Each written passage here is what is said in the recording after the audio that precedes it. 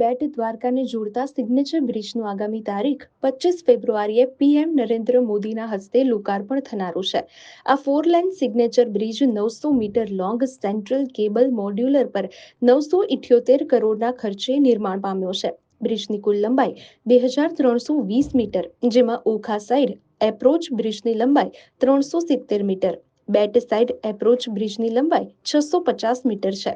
આ બ્રિજ બનતા ઓખા અને બેટ દ્વારકા વચ્ચે પરંપરાગત રીતે દરિયામાં બોટ દ્વારા યાત્રિકોને જવું પડતું. તેના બદલે હવે બ્રિજથી જઈ શકાશે. બોટમાં મુસાફરી માટે અંદાજિત 30 થી 40 મિનિટનો સમય લાગતો હતો, તે હવે ઘણો જ ઓછો સમય લાગશે. રાહદારીઓ માટે વ્યુઇંગ ગેલેરીની પણ સુવિધા કરાઈ છે. ફૂટપાથની બાજુ પર કાવિંગ પથ્થર પર કોતરણી કામ કરી શ્રીમદ ભાગવત ગીતાના શ્લોક દર્શાવવામાં આવ્યા છે.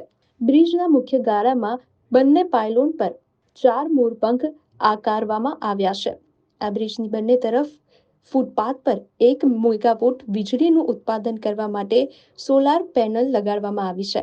બ્રિજ પર 12 જેટલા લોકેશન પર પ્રવાસીઓ માટે વ્યુઇંગ ગેલેરી બનાવવામાં આવી છે.